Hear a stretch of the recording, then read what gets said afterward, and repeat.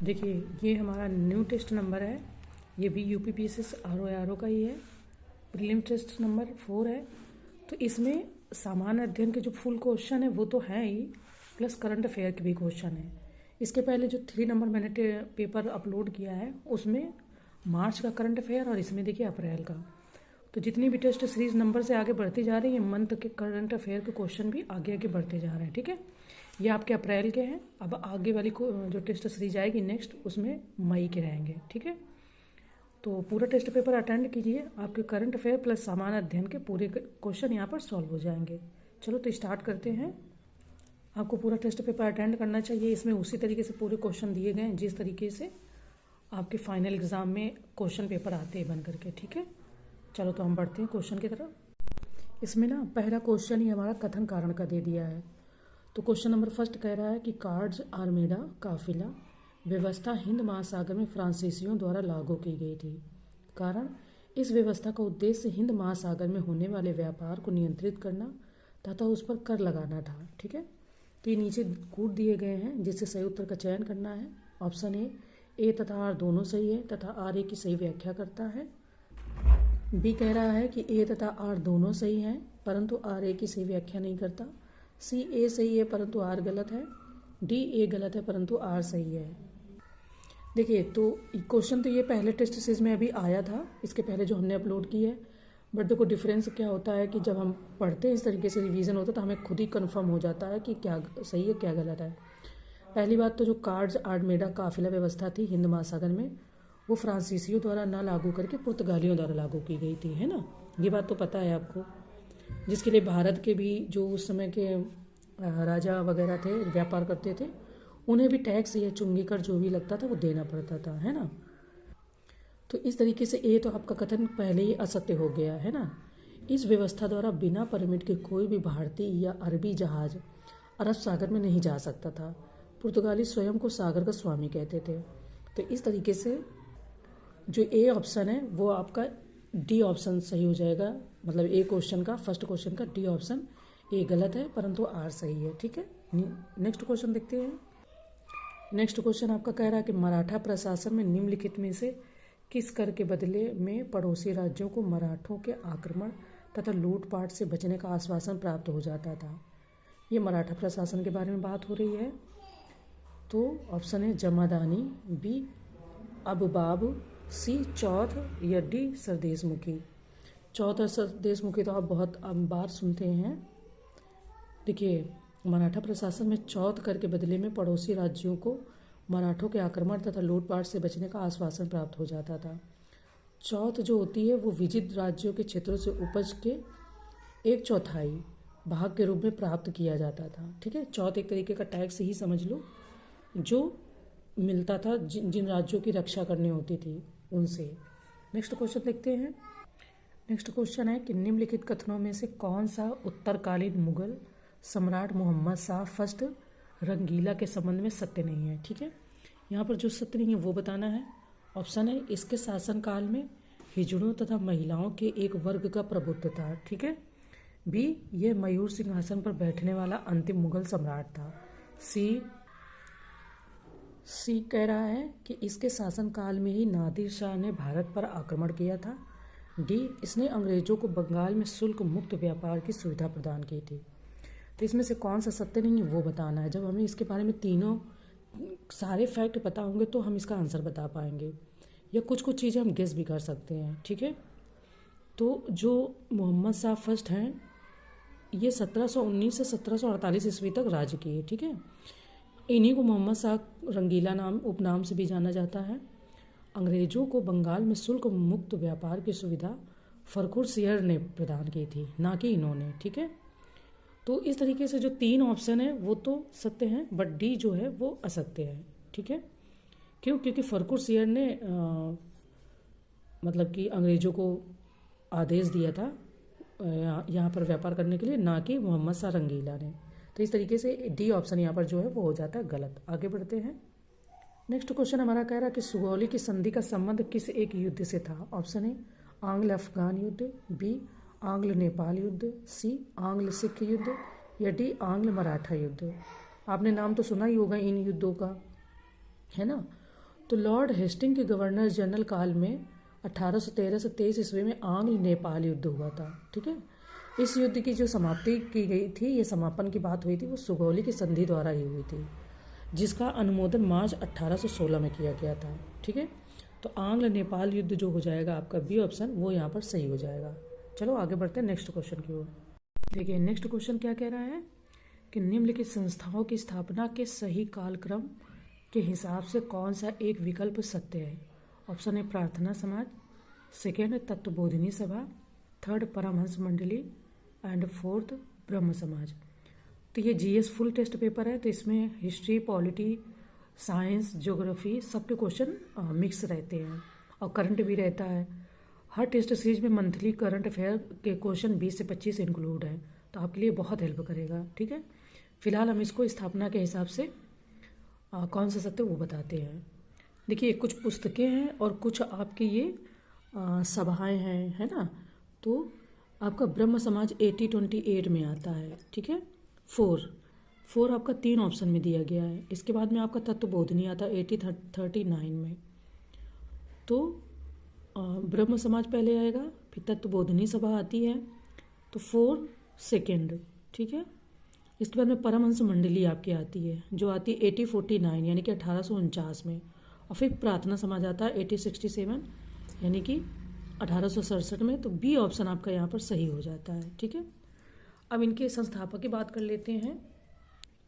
देखिए क्योंकि ये चीज़ें हमें याद रहनी चाहिए, तो आपका जो ब्रह्म समाज है, इसके संस्थापक राजा राममोहन राय जी हैं और कलकत्ता में इसकी स्थापना की गई। इसके बाद में आपका जो आता है तत्वबोधिनी सभा, ये भी आपके कलकत्ता में ही स्थापना की गई, लेकिन इसके देवेंद्र नाथ टैगोर जी हैं। ठीक, परमहंस मंडली के आत्माराम पांडुरंग है और प्रार्थना समाज के भी आत्माराम पांडुरंग ही है। तो इस तरीके से सेकेंड ऑप्शन है, और संस्थापक भी पीडीएफ में भी दिया है, मैंने भी बता दिया। अगर जो व्यक्ति पीडीएफ नहीं विजिट करता उसको मैंने बता दिया है। ठीक है, तो चारों में से सेकेंड ऑप्शन आपका सही है कालक्रम के अनुसार। आगे बढ़ते हैं।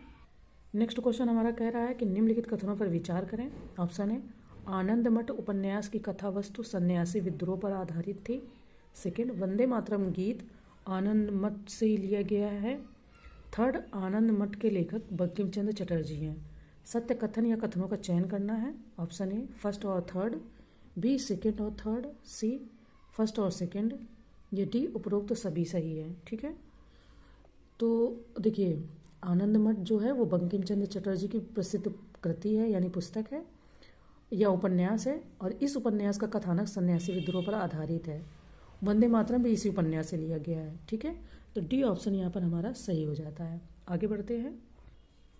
नेक्स्ट क्वेश्चन है आपका कि निम्नलिखित वायसरायों में कौन सा एक साहित्यकार एवं कवि भी था जो अपनी रचनाएं ओवन मेरिडिथ के नाम से लिखा था। ऑप्शन है Lord Lytton, B Lord Northbrook, C Lord Canning, या डी लॉर्ड एलिगन द्वितीय है। ये भी फैक्ट वायसराय या गवर्नर जनरल के बारे में पूछ लिए जाते हैं। तो देखिए वायसराय लॉर्ड लिटन एक साहित्यकार एवं कवि भी था जो अपनी रचनाएं ओवन मेरिडिथ के नाम से लिखता था। यह वर्ष 1867 टू 80 ईस्वी तक भारत का वायसराय रहा था और 1878 में प्रसिद्ध वर्नाकुलर प्रेस एक्ट इसी के कार्यकाल में पारित किया गया था लॉर्ड लिटन के कार्यकाल में, लेकिन उस पर जब रोक लगाई तो वो दूसरे थे। मैंने कई बार बताया है, आई होप कि आपको लोगों को याद होगा, है ना। तो यहाँ पर जो ऑप्शन हमारा हो जाएगा वो फिलहाल ए सही हो जाएगा, लॉर्ड लिटन। ठीक है, आगे बढ़ते हैं। नेक्स्ट क्वेश्चन है कि निम्नलिखित क्रांतिकारी संगठनों में से किस एक की स्थापना विदेश में हुई थी। ऑप्शन है Indian Independence League, B India Home Rule Society, C United India House, या डी उपरोक्त सभी। तो कह रहे हैं कि मतलब ये क्रांतिकारी संगठन ऐसे हैं जिनकी स्थापना विदेश में हुई। इंडिया इंडिपेंडेंस लीग की स्थापना जो हुई वो 1942 में होती है आपकी, और ये होती है जापान में। ठीक है, जापान में। इंडिया होम रूल सोसाइटी इसकी इंग्लैंड में होती है। ठीक है, 1905 में इसकी इंग्लैंड में होती है स्थापना, यानी कि ये भी भारत से बाहर ही है। यूनाइटेड इंडिया हाउस की स्थापना 1908 में होती है। हम बात करें यूनाइटेड इंडिया हाउस की तो इसकी 1908 में होती है और ये सिएटल यूएसए में होती है। ठीक है। इसकी स्थापना जो होती है वो सिएटल यूएसए में होती है, यानी कि भारत से बाहर होती है।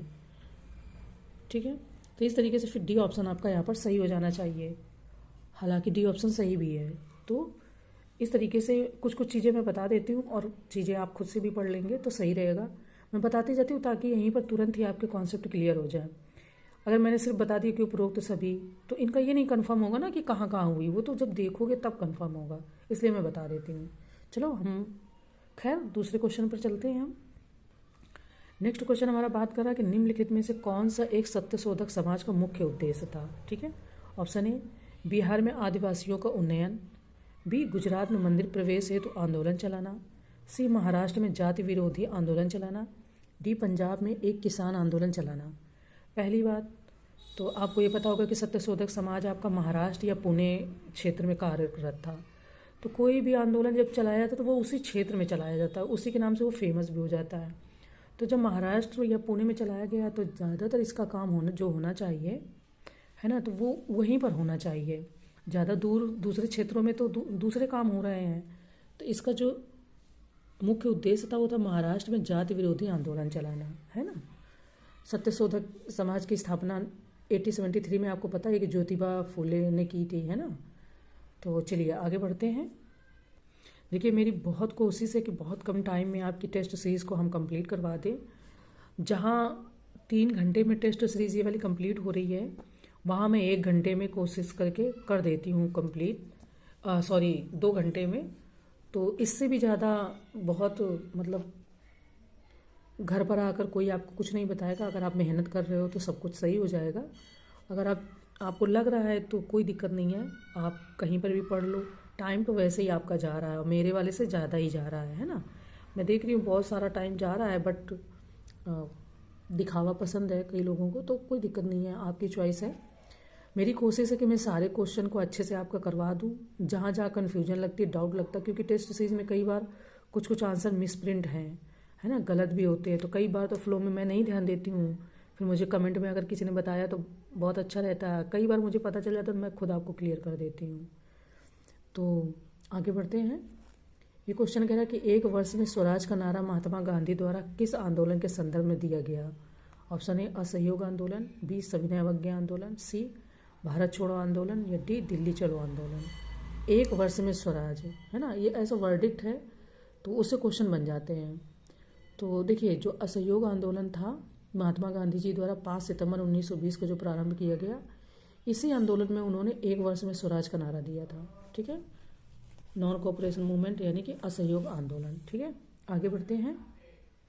नेक्स्ट क्वेश्चन हमारा बात कर रहा है कि अशोक के संबंध में निम्नलिखित कथनों पर विचार करें। ऑप्शन ए अशोक के समय मौर्य काल में प्रांतों की संख्या 5 थी, बी मास्की के लघु शिलालेख में अशोक ने स्वयं को बौद्ध शाक्य कहा है।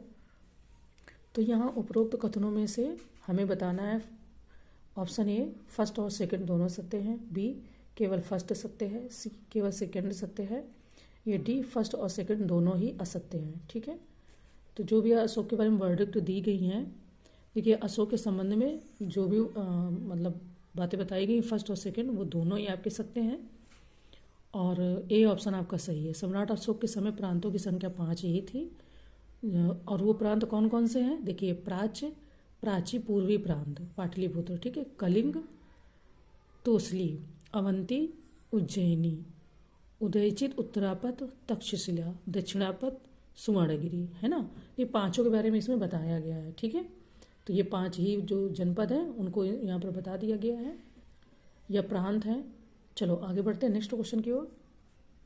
देखिए नेक्स्ट क्वेश्चन कह रहा है कि नीचे 2 कथन दिए गए हैं, जिनमें से एक को अभिकथन और दूसरे को कारण कहा गया है। ये तो पता ही है। अभिकथन ए आपका है सरस्वती ऋग्वैदिक आर्यों की सर्वाधिक पवित्र नदी थी। ठीक है, कारण सरस्वती नदी का ऋग्वेद में 3 बार उल्लेख किया गया है। नीचे दिए गए कूट की सहायता से सही उत्तर का चयन करना है। ठीक है, ऑप्शन ए हमारा कहता है कि ए तथा आर दोनों सही है तथा आर ए की सही व्याख्या करता है, बी ए तथा आर दोनों सही है तथा आर ए की सही व्याख्या नहीं करता, सी ए सही है परंतु आर गलत है, और डी ए गलत है परंतु आर सही है। ठीक है, पहले हम देख लेते हैं इसकी बात जो इन्होंने कहा है कथन में, वो देख लेते हैं। देखिए अभिकथन ए तो सही है परंतु कारण जो आर है वो गलत है। क्यों क्योंकि सरस्वती नदी ऋग्वैदिक आर्यों की सबसे पवित्र नदी थी। सरस्वती नदी को ऋग्वेद में मातेतमा या देवोत्मा एवं नदीतमा कहा गया है। ठीक है, ऋग्वेद में सर्वाधिक बार उल्लेख सिंधु नदी का हुआ है, ना कि सरस्वती नदी का।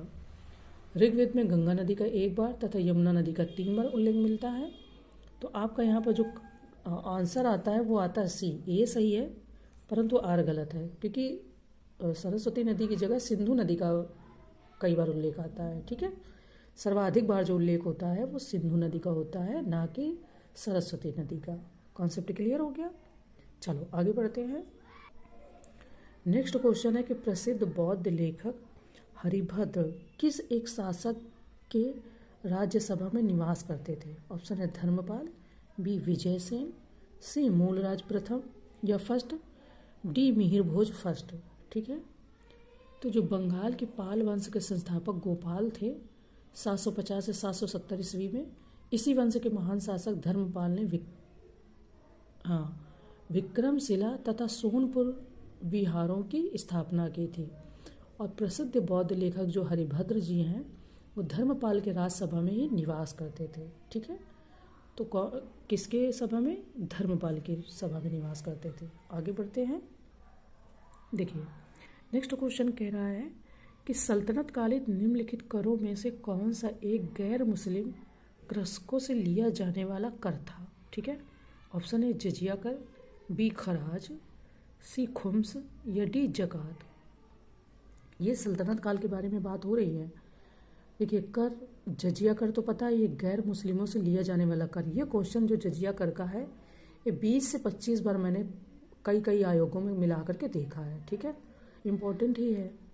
जकात जो आपका ये गैर मुस्लिमों से लिया जाने वाला कर था। जकात आपका है मुस्लिमों से लिया जाने वाला धार्मिक कर है। ठीक है, खुम्स आपका युद्ध में लूटे गए धन से, जो युद्ध में धन लूटा जाता था उससे जो प्राप्त होता था उसमें खुम्स नाम का कर लगाया जाता था। ठीक है, खराज जो आपका है, खराज बी ऑप्शन। ठीक है, खराज आपका गैर मुस्लिम कृषकों से लिए जाने वाला कर है। ठीक, तो अभी इसका जो ऑप्शन हो जाएगा कि कौन सा एक गैर मुस्लिम कृषकों से लिया जाने वाला कर है, वो आपका खराज हो जाएगा। ये गैर मुस्लिम कृषकों से और ये गैर मुस्लिम लोगों से, वो कृषक हो या ना हो। ठीक है, इन दोनों का डिफरेंस पता चल गया। और खुम्स आपको पता चल गया युद्ध में लूटा हुआ धन हो गया, है ना। और जकात आपको पता चल गया कि मुस्लिमों से लिया जाने वाला धार्मिक कर है। चारों के बारे में आपको कॉन्सेप्ट क्लियर हो गया, यानी कि 4 क्वेश्चन आपके यहाँ पर सॉल्व हो गए। एक ये तो है ही, बट ये 4 पता चल गया। ठीक है, इसलिए मैं कभी कभी कुछ चीज़ें डिटेल में बता देती हूँ, पर मैं कोशिश करती हूँ कि कम टाइम में आगे निकल चलें। ठीक है, खैर आगे बढ़ते हैं। नेक्स्ट क्वेश्चन हमारा बात कर रहा है कि आधुनिक भारतीय इतिहास की निम्न घटनाओं का पहले से बाद के क्रम में सही कालक्रम अनुसार क्या है? ऑप्शन ए वेवेल योजना, क्रिप्स मिशन, अगस्त प्रस्ताव, Nehru report. B Cripps Mission, Nehru report, Wavell योजना, अगस्त प्रस्ताव। ठीक है, सी नेहरू रिपोर्ट, अगस्त प्रस्ताव, क्रिप्स मिशन, वेवेल योजना, या डी नेहरू रिपोर्ट, अगस्त प्रस्ताव, वेवेल योजना या क्रिप्स मिशन। अब हमें यहाँ पर आंसर बताना है। ठीक है, देखिए कुछ चीज़ें तो आपको ना आपका मन कह जाएगा कि मतलब ये चीज़ सही होगी, कंफर्म नहीं है, बट ये है कि वो दिल पहले ही बोल देता कि ये चीज़ सही होगी। ठीक है, सबसे ज़्यादा यहाँ पर ध्यान देने वाली बात है कि पहले से बाद के क्रम में कह रहे हैं ना। देखिए क्वेश्चन क्या कह रहा है, घटनाओं को पहले से बाद के क्रम में। अक्सर आप देखना वेवेल योजना आपकी सबसे लास्ट में आती है, उससे आप निकाल लो। जहाँ पर भी वेवेल योजना सबसे लास्ट में है, इसमें भी वेवेल लास्ट में है, इसमें देखिए बीच में कर दिया है। ठीक है, इसमें पहले, तो ये दोनों तो पहले ऑटोमेटिक आपके डिस्कनेक्ट खराब मतलब कि गलत हो जाएंगे। ठीक, अगर आप ऐसे करोगे। अब इनमें दोनों में ध्यान देना है आपको। नेहरू रिपोर्ट आपकी आती है 1928 में। ठीक है, 1928 में आपकी नेहरू रिपोर्ट आती है। अगस्त प्रस्ताव आपको पता है 1940 में आता है। ठीक है, क्रिप्स मिशन आपका 1942 में आता है। ओके, और वेवेल योजना आपकी 1945 में आती है, सबसे लास्ट में। सी ऑप्शन यहाँ पर सही हो जाएगा। पर अगर थोड़ा सा आप ना ऐसे गेस भी करोगे तो आपको आंसर आ जाएगा। ठीक है, चलो आगे बढ़ते हैं। नेक्स्ट क्वेश्चन है कि विश्व के सबसे बड़े महाकाव्य महाभारत के किस पर्व में गीता का उल्लेख है? ऑप्शन है विराट पर्व, बी भीष्म पर्व, सी शांति पर्व या डी अनुशासन पर्व। काफ़ी इंपॉर्टेंट और ठीक ठाक क्वेश्चन है। देखिए, जिसको भी ना ध्यान हो तो महाभारत के भीष्म पर्व में गीता का उल्लेख मिलता है, यानी कि बी ऑप्शन आपका सही है। ठीक है। नेक्स्ट क्वेश्चन है कि निम्नलिखित में से कौन सा एक युग में सही सुमेलित नहीं है? ये मुगल कालीन पद है और ये कार्य है। ऑप्शन है खुफिया नवीस, गुप्त पत्र लेखक, बी वाकिया नवीस, सूचना अधिकारी, सी मीर ए बर्र वन अधीक्षक, डी मुशरिफ समाचार लेखक। ठीक है। इसमें कौन सा सही सुमेलित नहीं है वो हमें बताना है। जो मुशरिफ है आपका, ये समाचार लेखक नहीं है। ठीक है, ये यहाँ पर पहले ही गलत हो जाता है। ये सह लेखाकार है। क्या है? सह लेखाकार। ठीक है, डी ऑप्शन ही आपका यहाँ पर सही हो जाता है। मतलब यही हमारा आंसर है क्वेश्चन का। आगे बढ़ते हैं। नेक्स्ट कह रहा है कि निम्नलिखित में से किस युद्ध में शेर खां ने हुमायूं को पराजित कर आगरा एवं दिल्ली पर अधिकार कर लिया? ऑप्शन है बिलग्राम का युद्ध, बी चौसा का युद्ध, सी चंदेरी युद्ध या डी घाघरा युद्ध। पहली बात तो शेर खां के बारे में बात हो रही है, तो वैसे भी आपका जो घाघरा का युद्ध है ये बाबर ने लड़ा था। ठीक है, तो ये डी तो आपका ऑप्शन वैसे भी नहीं होगा, है ना। चौसा का युद्ध भी नहीं होगा, क्योंकि जो चौसा का युद्ध होता है वो तो फिलहाल होता है शेर खां एवं हुमायूं के साथ में। ठीक है, और घाघरा का युद्ध अफगान और बाबर के साथ में होता है। चंदेरी का युद्ध आपका मेदिनी राय एवं बाबर के साथ में होता है। चंदेरी भी बाबर के साथ होता है, घाघरा भी होता है, चौसा भी होता है। चौसा मतलब दूसरे के साथ होता है, चौसा शेर खां एवं हुमायूं के बीच होता है। ठीक है, शेर खां ने हुमायूं के साथ में होता है। बट जो क्वेश्चन कह रहे हैं ना कि दिल्ली पर अधिकार जो कर लिया, वो आपका बिलग्राम के युद्ध में किया। ठीक है, ऑप्शन ए बिलग्राम का युद्ध। इस युद्ध में शेर खां ने हुमायूं को पराजित कर आगरा एवं दिल्ली पर अधिकार कर लिया। ये युद्ध आपका 17 मई 1540 को हुआ था। ठीक है, तो तीनों आंसर भी पता चल गया और तीनों के बारे में भी पता चल गया। तो इस तरीके से हमारा गेस वर्क काम कर गया। कभी कभी नहीं करता है, तो ये मत सोचिएगा कि नहीं हर बार ही काम करेगा, कभी कभी नहीं भी करता है और ज़्यादातर कर जाता है। ठीक है, आगे बढ़ते हैं। नेक्स्ट क्वेश्चन हमारा कह रहा है कि निम्नलिखित शब्दों में से कौन सा एक सूफी विचारधारा से संबंधित है? ऑप्शन है मुरीद, बी खानका, सी बाशरा या डी उपरोक्त सभी। ठीक है, तो सूफी विचारधारा से जो संबंधित है, इस्लामी रहस्यवाद को सूफी मत या सूफी धर्म कहा जाता है। मुरीद आपका सूफी विचारधारा के तहत जो लोग सूफी गुरु या पीर से शिष्यता ग्रहण करते हैं उन्हें मुरीद कहा जाता है। ठीक है, तो डी ऑप्शन आपका सारा मतलब उपरोक्त सभी हो जाएंगे मुरीद। इसके बाद में खानका, सूफी जिन आश्रमों में निवास करते हैं उन्हें खानका कहा जाता है, यानी बी ऑप्शन के बारे में। बासरा या बेसरा आपका सूफियों के धर्म संघ थे, उन्हें कहा जाता है। तो आपको चारों ऑप्शन के बारे में पता चल गया। ठीक है, फिलहाल हमारा आंसर जो होगा वो हो जाएगा उपरोक्त सभी, यानी कि डी। आगे बढ़ते हैं। नेक्स्ट क्वेश्चन हमारा बात कर रहा है कि निम्नलिखित पल्लव शासकों में से कौन कालक्रम के अनुसार अंतिम स्थान पर है? ऑप्शन है Parameshwara Varman first, B Narasimha Varman first, C Nandi Varman second या डी महेंद्र वर्मन फर्स्ट। ठीक है, देखिए जो आपका महेंद्र वर्मन है ना, ये डी ऑप्शन, ये आपके 600 से 630 ईस्वी तक कार्य करते हैं। ठीक है, इन्होंने बोला है कि पल्लव शासकों में कालक्रम के अनुसार अंतिम स्थान पर, तो अंतिम स्थान पर आपका नंदी वर्मन हो जाएंगे। क्यों? क्योंकि यही सबसे ज़्यादा टाइम तक मतलब 731 से 796 ईस्वी यानी एडी तक कार्य किया, तो नंदी वर्मन हो जाएंगे। बट जो और का कार्यक्रम है दूसरे लोगों का, महेंद्र वर्मन का 600 से 630 तक होता है, नरसिंह वर्मन का 630 से 668 तक होता है। ठीक है, और परमेश्वर वर्मन फर्स्ट का आपका 731 से 731 से 796 हो जाता है। ठीक है, तो चारों ऑप्शन के बारे में पता चल गया।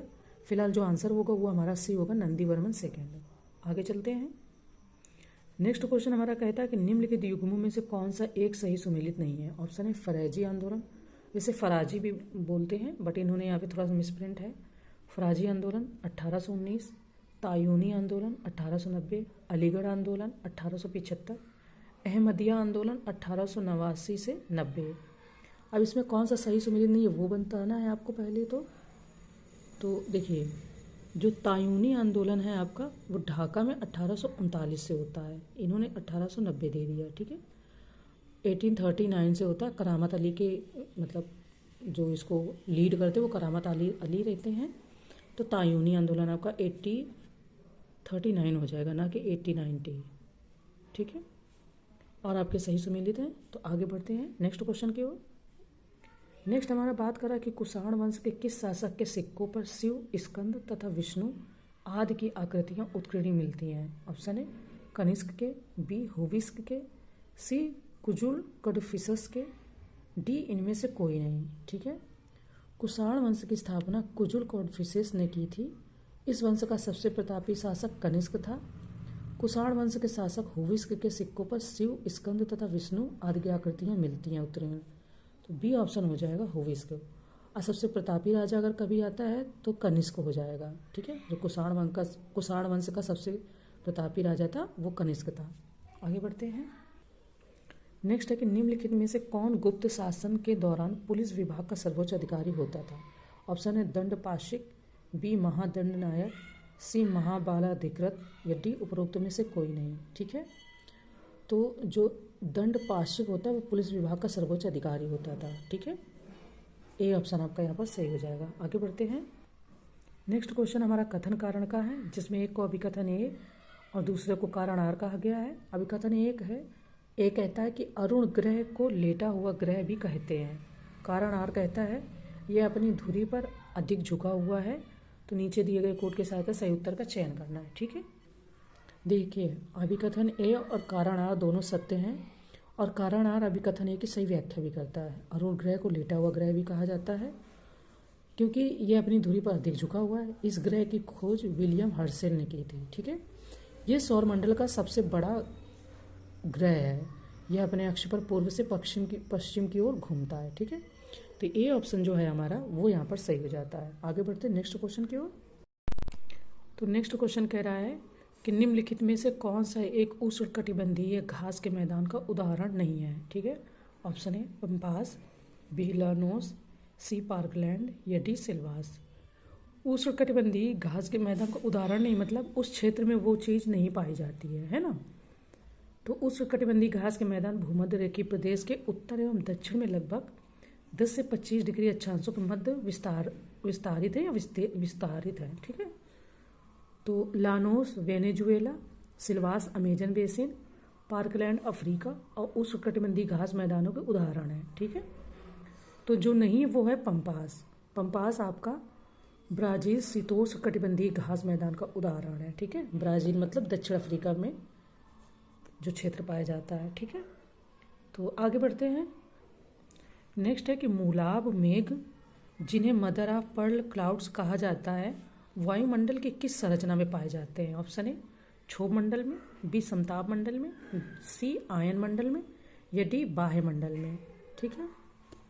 देखिए, वायुमंडल में जो संताप मंडल का औसत विस्तार है वो 12 से 50 किलोमीटर की ऊंचाई तक है, ठीक है।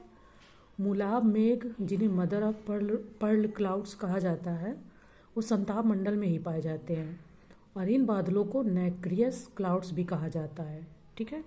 तो बी ऑप्शन यहाँ पर सही हो जाएगा, समताप मंडल। आगे बढ़ते हैं।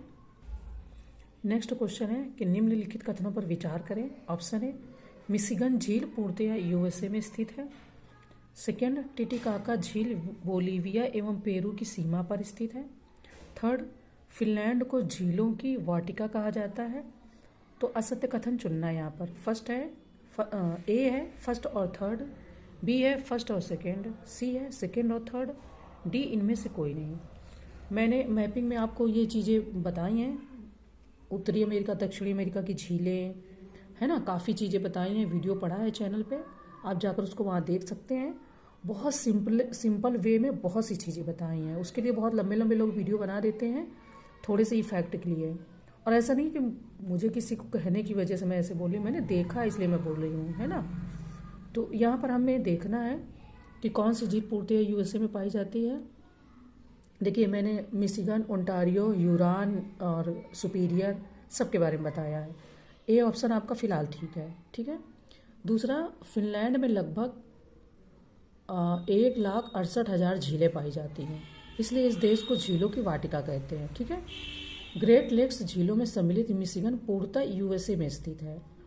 तो यहाँ पर जो आपके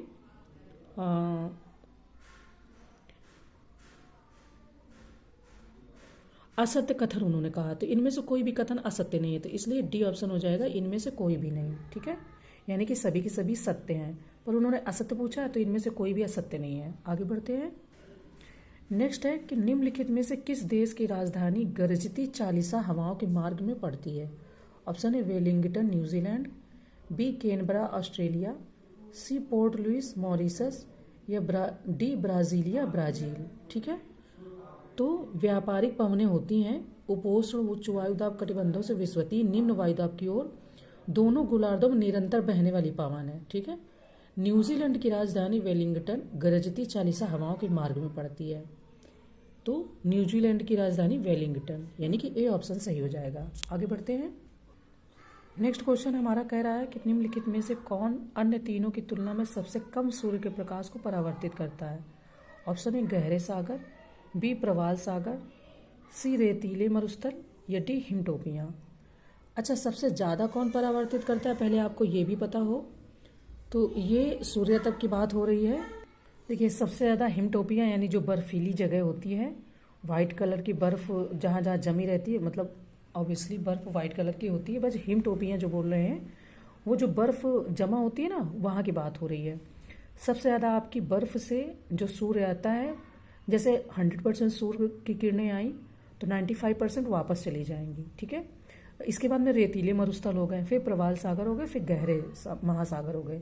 गहरे महासागर में सूर्य की किरणें उतनी मात्रा में जा ही नहीं पाती हैं, जा भी पाती तो वो उतनी वापस नहीं आ पाती हैं। ठीक है, तो इन्होंने जो पूछा है कि कम सूर्य के प्रकाश को परावर्तित करता तो गहरे महासागर हो जाएंगे।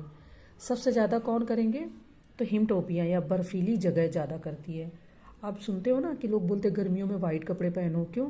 क्योंकि वो सूर्य की किरणों को एब्जॉर्ब कम मात्रा में करते हैं, सबसे कम मात्रा में, तो आपको हीट नहीं लगेगी, यानी धूप कम लगेगी।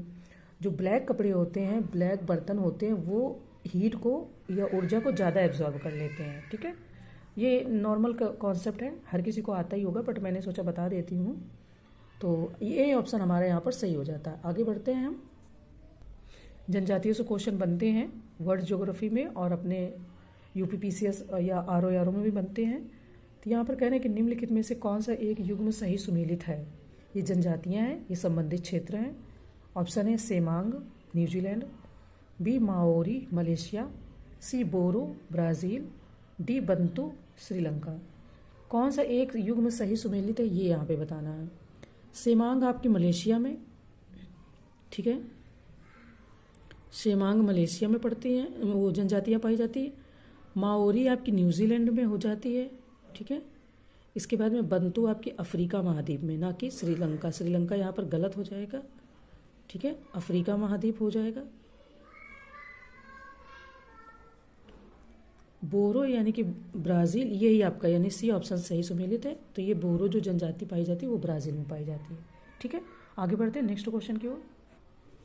नेक्स्ट क्वेश्चन है कि भारतीय संविधान में राज्य के नीति निर्देशक तत्वों के संदर्भ में निम्नलिखित कथनों पर विचार करें। ऑप्शन है संविधान निर्माताओं ने यह विचार 1937 में निर्मित आयरलैंड के संविधान से लिया, नीति निर्देशक तत्व। ठीक है, सेकेंड, आयरलैंड के संविधान में इसे अमेरिका यूएसए के संविधान से ग्रहण किया गया। तो उपरोक्त में से कौन सा से कथन सत्य नहीं है, यहाँ पर सत्य नहीं है वो बताना है हमें। ऑप्शन ए केवल फर्स्ट, बी केवल सेकेंड, सी फर्स्ट तथा सेकेंड दोनों, डी ना तो फर्स्ट और ना ही सेकेंड। ठीक है, तो कथन फर्स्ट जो है वो तो आपका सत्य है, कथन दो जो है वो असत्य है। आयरलैंड के संविधान में इसे स्पेन के संविधान से लिया गया है। ठीक है, ना कि यूएसए से। तो केवल फर्स्ट सत्य है, सत्य नहीं है, सॉरी फर्स्ट नहीं, यहाँ पे पूछा सत्य नहीं है। अभी देखो ये चीज़ ध्यान रखनी होती है, वरना मैं भी भूल जाती हूँ कई बार। तो सेकंड सत्य नहीं है, क्योंकि उन्होंने सत्य नहीं पूछा है। अगर सत्य है पूछते तो फर्स्ट हो जाता। ठीक है, तो सेकंड ऑप्शन हमारा सही हो जाएगा यहाँ पर। आगे बढ़ते हैं। नीचे क्वेश्चन दिया गया है नेक्स्ट कि नीचे दो कथन दिए गए हैं जिनमें से एक को अभिकथन ए और दूसरे को कारण आर कहा गया है। अभिकथन ए कहता है कि आपात की उद्घोषणा के राजनीतिक तंत्र पर तीव्र और दूरगामी प्रभाव होते हैं। कारण आर, जब आपातकाल की उद्घोषणा लागू होती है तब केंद्र राज्य के सामान्य संबंधों में मूलभूत परिवर्तन होते हैं। ठीक है, तो नीचे कूट की सहायता से सही उत्तर का चयन करना है। कूट आपका वही है, ए तथा आर दोनों सही हैं तथा आर ए की सही व्याख्या करता है। बी, ए तथा आर दोनों सही हैं तथा आर ए की सही व्याख्या नहीं करता। सी, ए सही है परंतु आर गलत है। डी, ए गलत है परंतु आर सही है। ठीक है, तो देख लेते हैं पहले हम। देखिए, ए और आर दोनों सत्य हैं और आर ए की अभिकथन की सही व्याख्या भी करता है। संविधान के भाग 18 में अनुच्छेद 352 से 360 तक आपातकालीन प्रावधान उल्लिखित है। ये तो मैंने अभी इसके पहले टेस्ट सीरीज में बताया था, क्वेश्चन आया था। आपातकाल की उद्घोषणा के राजनीतिक तंत्र पर तीव्र और दूरगामी प्रभाव भी होते हैं। इस स्थिति में केंद्र सरकार सर्वशक्तिमान हो जाती है तथा सभी राज्य केंद्र के पूर्ण नियंत्रण में आ जाते हैं। ठीक है, तो ए ऑप्शन हमारा सही है। आगे बढ़ते हैं हम। नेक्स्ट क्वेश्चन है कि संसद में बजट पारित होने के स्तरों को क्रमानुसार व्यवस्थित कर सही विकल्प का चयन करें। ऑप्शन ए आम बहस, सेकंड बजट का प्रस्तुतिकरण, थर्ड अनुदान मांग पर मतदान, फोर्थ वित्त विधेयक पारित होना, 5 विभागीय समितियों द्वारा जांच, 6 विनियोग विधेयक का पारित होना। ठीक है, तो क्रमानुसार व्यवस्थित कर सही विकल्प का चयन करना है यहाँ पर हमें। Option A first, second, third, fourth, fifth, six, second, B second, first, fifth, third, six, four, C second, fifth, third, fourth, six, first, या D third, first, second, fourth, fifth, six. अब हमें बताना है कि क्या इसी क्रम में बजट प्रस्तुत होता है जो क्रम इन्होंने बताया है यहाँ पर। देखिए, पहले होता बजट का प्रस्तुतिकरण, आम बहस तो बाद में होगी ना, सेकेंड, फिर फर्स्ट, फिर विभागीय समितियों द्वारा उसकी जांच होगी। ठीक है, फिर थर्ड अनुदान मांग पर मतदान होंगे। ठीक है, फिर 6 विनियोग विधेयक का पारित होना, फिर फोर्थ वित्त विधेयक पारित होना। तो इस तरीके से बी ऑप्शन हमारा जो है वो यहाँ पर सही हो जाता है। ठीक है, तो मैंने इतना बता दिया है। आपको पता है आर्टिकल 112 में बजट का प्रावधान किया गया है, उसके तहत उल्लेख है बजट पारित होने की प्रक्रिया के 6 चरण हैं। ठीक है, वो प्रक्रिया और चरण मैंने बता दिए। अब हम बढ़ते हैं आगे दूसरे क्वेश्चन की ओर। ठीक है, नेक्स्ट क्वेश्चन हमारा है कि निम्नलिखित युग्मों में से कौन सा एक सही सुमेलित नहीं है। अब यहाँ पर भी सही सुमेलित नहीं है, ये ध्यान रखना। ये उच्च न्यायालय है और ये इसकी स्थापना वर्ष है। ऑप्शन ए इलाहाबाद 1868 1868। ठीक है, बी हिमाचल प्रदेश 1971, सी जम्मू कश्मीर 1928, डी पटना 1916। तो इनमें से क्या सही नहीं है ये हमें बताना है। देखिए, इलाहाबाद जो है वो 1866 है, ना कि 68। ठीक है, 1866 में है। ओके, इसके बाद में हिमाचल प्रदेश आपका 1971 में है, जम्मू कश्मीर भी 1928 है और पटना भी आपका 1916 में है। ठीक है, तो ए ऑप्शन ही आपका मिस्टेक था, यानी कि गलत प्रिंट है। आगे बढ़ते हैं दूसरे क्वेश्चन की ओर। नेक्स्ट क्वेश्चन कह रहा है कि वित्त आयोग के संदर्भ में निम्नलिखित कथनों पर विचार करें। ऑप्शन ए भारत के संविधान में अनुच्छेद 280 के अंतर्गत अर्धन्यायिक निकाय के रूप में वित्त आयोग की व्यवस्था की गई है। ठीक है, सेकंड कह रहा है कि इसका गठन राष्ट्रपति द्वारा हर चौथे वर्ष या आवश्यकता अनुसार उससे पहले किया जा सकता है। तो सत्य कथन है ऑप्शन ए केवल फर्स्ट, बी केवल सेकंड, सी फर्स्ट तथा सेकंड दोनों, या डी ना तो फर्स्ट और ना ही सेकंड। ठीक है, देखिए कथन फर्स्ट तो सत्य है, कथन सेकंड आपका जो है वो असत्य है। असत्य क्यों है? क्योंकि वित्त आयोग का गठन राष्ट्रपति द्वारा हर 5 वर्ष या आवश्यकता अनुसार उससे पहले किया जा सकता है। इन्होंने यहाँ पर 4 वर्ष बोल दिया था। ठीक है, मतलब बोल के दिया, प्रिंट है चौथे वर्ष, जो इसे गलत कर देता है। तो इस तरीके से हमारा केवल फर्स्ट कथन ही सत्य है। इन चीज़ों को बहुत ध्यान रखना है, माइनर मिस्टेक है जो हर ह्यूमन बीइंग से नेचुरली हो ही जाती हैं, हम हो या कोई और हो। तो बस इनको बहुत ध्यान दे देना है। ठीक है, तो क्वेश्चन हमारे गलत नहीं होंगे। आगे बढ़ते नेक्स्ट क्वेश्चन की ओर। नेक्स्ट है वोहरा समिति का संबंध है, ऑप्शन ए वित्तीय सुधार से, बी पुलिस सुधार से, सी राज्यपालों की नियुक्ति से, या डी राजनेताओं तथा अपराधियों के बीच साठगांठ से। ठीक, वोहरा समिति के बारे में बात हो रही। वोहरा, तो आपका वोहरा समिति का गठन राजनेताओं और अपराधियों के बीच साठगांठ की जांच करने के लिए वर्ष 1993 में किया गया था। ठीक है, यानी कि डी ऑप्शन। आगे बढ़ते हैं। नेक्स्ट है कि जस्टिस के.एस. पुट्टास्वामी बनाम भारत संघवाद का मुख्य उत्पाद है। ऑप्शन है आधार मेटा डेटा को 1 साल से अधिक संग्रहित नहीं किया जा सकता, बी आधार मेटा डेटा को 6 माह से अधिक संग्रहित नहीं किया जा सकता, सी आधार मेटा डेटा को 3 माह से अधिक संग्रहित नहीं किया जा सकता, या डी इनमें से कोई नहीं। ठीक है, देखिए उच्चतम न्यायालय ने वर्ष 2018 के अपने महत्वपूर्ण निर्णय जस्टिस के.एम. पुट्टास्वामी बनाम भारत संघवाद में यह उल्लेखित किया था कि आधार मेटा डेटा को 6 माह से अधिक संग्रहित नहीं किया जा सकता। क्यों? क्योंकि यह निजता के अधिकार के मामले में महत्वपूर्ण निर्णय है। तो बी ऑप्शन हो जाएगा आपका, आधार मेटा डेटा को 6 माह से अधिक वाले में। ठीक है, खैर हम आगे बढ़ते हैं। नेक्स्ट क्वेश्चन है कि किसी निर्वाचन क्षेत्र से अधिकतम कितने प्रत्याशियों का चुनाव संचालन इलेक्ट्रॉनिक वोटिंग मशीन द्वारा किया जा सकता है। ऑप्शन है 12 यानी कि 12, बी 32, सी 64, या डी 96। ठीक है, तो वोटिंग मशीन में 16 बटन होते हैं और किसी पोलिंग स्टेशन पर एक बार में एक स्थान पर अधिकतम 4 का प्रयोग होता है। ठीक है, तो इस प्रकार से 64 16 × 4 प्रत्याशियों का चुनाव इससे संभव है, यानी कि सी ऑप्शन 64। ठीक है, 16 × 4 आप करोगे तो आपका यही आंकड़ा आएगा, है ना। तो 64 का संभव है। आगे बढ़ते हैं नेक्स्ट क्वेश्चन की ओर। निम्न में से कौन सा से इकोटोन का उदाहरण है। ऑप्शन है घास भूमियाँ, बी ज्वारनदमुख, थर्ड नदी तट, कूट है आपका ए फर्स्ट और थर्ड, बी फर्स्ट और सेकंड, सी केवल थर्ड, डी उपरोक्त सभी। तो निम्न में से कौन सा से इकोटोन का उदाहरण है ये बताना है। ठीक है, इकोटोन आपका परिस्थितिकी सब्जेक्ट में एक कॉन्सेप्ट है।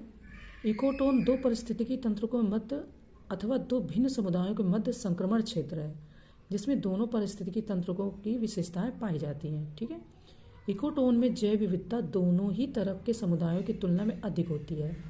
इस परिघटना को एज इफेक्ट कहते हैं। तो डी हो जाएगा उपरोक्त सभी। आगे बढ़ते हैं।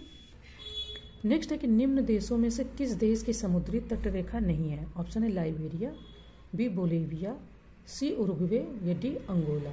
ठीक है, देखिए जिन देशों की समुद्री तटरेखा नहीं पाई जाती उन्हें भू आवेष्टित या स्थलबद्ध रूप देश कहते हैं। बोलीविया एक आपका स्थलबद्ध देश है जो दक्षिण अमेरिका में स्थित है। दक्षिण अमेरिका के एक अन्य भू आवेष्टित देश पराग्वे भी है, पर क्योंकि यहाँ पर पराग्वे नहीं दिया गया था इसलिए बोलीविया है ना, तो ये आपका हो जाएगा बोलीविया। ठीक है, तटरेखा नहीं है। आगे बढ़ते हैं।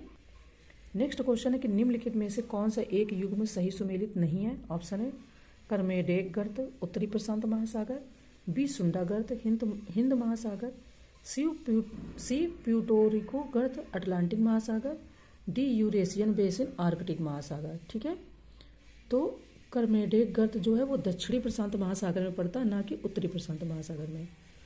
तो ए ऑप्शन ही आपका सही सुमेलित नहीं है, बाकी तीनों आपके सही सुमेलित हैं।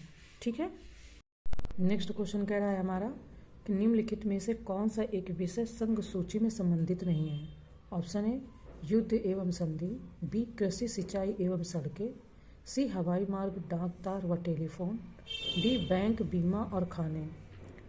तो इनमें से कौन सा संघ सूची से संबंधित नहीं है ये बताना है। ठीक है, संघ सूची का मतलब हो गया एक राज्य सूची जो राज्य विषय बनाते हैं, एक संघ सूची जिसपे केवल केंद्र भी मतलब कि कानून बनाता है, और एक समवर्ती सूची जिसमें केंद्र और राज्य दोनों मिलकर कानून बनाते हैं। यहाँ इन्होंने पूछा कि संघ सूची से संबंधित नहीं है, यानी कि वो राज्य में होंगे। ठीक है, तो देखिए बी ऑप्शन आपका आएगा कृषि सिंचाई एवं सड़कें, बैंक बीमा और खाने माइनिंग का जो काम होता है आप देखते हो, तो उस तरीके से आपका बी ऑप्शन यहाँ पर सही हो जाएगा। हालांकि मेरे पास लिस्ट है, अगर आपने लिस्ट पढ़ा होगा संघ सूची और राज्य सूची के विषय समवर्ती सूची के तो पता होंगे। नहीं भी पता है तो मैंने ऑप्शन आपको बता दिया है। आप पीडीएफ को भी देखोगे तो काफ़ी सारी चीज़ें आपको अच्छे से पता चल जाएंगी। पूरा मैं पढ़ाऊँगी तो 2 मिनट लग जाएंगे, तो हम आगे बढ़ते हैं, ठीक है। नेक्स्ट क्वेश्चन है कि राज्य लोक सेवा आयोग के अध्यक्ष का कार्यकाल होता है। ऑप्शन है पद ग्रहण की तारीख से 6 वर्ष या 62 वर्ष की आयु तक, बी पद ग्रहण की तारीख से 5 वर्ष या 65 वर्ष की आयु तक, सी पद ग्रहण की तारीख से 6 वर्ष या 65 वर्ष की आयु तक, डी पद ग्रहण की तारीख से 6 वर्ष या 60 वर्ष की आयु तक। राज्य लोक सेवा आयोग के बारे में बात हो रही है, यानी कि जो यूपीपीसीएस हो गए और सीजीपीएससी हो गए, उसका एमपीपीएससी, उसके जो बनते हैं उनके बारे में, है ना। तो देखिए, राज्य लोक सेवा आयोग के अध्यक्ष का कार्यकाल, उसमें जो अध्यक्ष बनते हैं उनका कार्यकाल पद ग्रहण की तारीख से 6 वर्ष या 62 वर्ष की आयु तक होता है, ठीक है। संविधान के भाग 14 में अनुच्छेद 315 से 323 में राज्य लोक सेवा आयोग की स्वतंत्रता व शक्तियों का वर्णन किया गया है। तो आपका ए ऑप्शन यहाँ पर हो जाएगा। नेक्स्ट क्वेश्चन है कि भारत की स्थलीय सीमा से लगे पड़ोसी देशों की संख्या है। ऑप्शन है 5, बी 7, सी 6 या डी 8, ठीक है। देखिए, भारत के कुल निकटतम पड़ोसी देशों की संख्या 9 है, जिनमें से, हालांकि ये तो आता ही होगा हर किसी को, पर फिर भी एक बार बता देती हूँ। चीन, नेपाल, अफगानिस्तान, पाकिस्तान, बांग्लादेश, म्यांमार एवं भूटान से इसकी स्थलीय सीमा लगती है, और मालदीव एवं श्रीलंका आपको पता ही है इनकी समुद्री सीमा लगती है ना। तो आपके जो देशों की संख्या है वो 9 है, लेकिन पड़ोसी देशों की संख्या इन्होंने बोला है स्थलीय सीमा से। अगर दोनों का होता तो 9 हो जाता, ठीक है। तो चलो आगे बढ़ते हैं, बहुत सिंपल था। नेक्स्ट क्वेश्चन है कि निम्नलिखित में से कौन सा एक महाराष्ट्र राज्य में स्थित नहीं है। ऑप्शन है बालाघाट पहाड़ी, बी सतमाला पहाड़ी, सी हरिश्चंद्र पहाड़ी या डी मैकाल पठार, ठीक है। तो जो मैकाल का पठार है आपका वो छत्तीसगढ़ में स्थित है, अमरकंटक से, ठीक है। मैकाल पहाड़ी का सर्वोत्तम शिखर स्थल है अमरकंटक पठार। इस पठार से सोन, नर्मदा एवं महानदी निकलती है। तो इस तरीके से आपका जो मैकाल का पठार हो जाएगा वो आपका छत्तीसगढ़ में स्थित है, बाकी सभी महाराष्ट्र में स्थित है। आगे बढ़ते हैं। नेक्स्ट है कि निम्नलिखित नदियों में से कौन सी एक अरब सागर में गिरने वाली प्रायद्वीपीय भारत की सबसे बड़ी नदी है। ऑप्शन है ताप्ती, बी गोदावरी, सी नर्मदा या डी कावेरी, ठीक है। हालांकि आपको ऑप्शन मालूम ही चल गए होंगे। तो गोदावरी नदी का उद्गम स्थल मैकाल पठार के अमरकंटक चोटी से होता है, और यह अरब सागर में गिरती क्योंकि इसी नदी को लोग बोलते हैं ना कि उल्टा बहती है ना।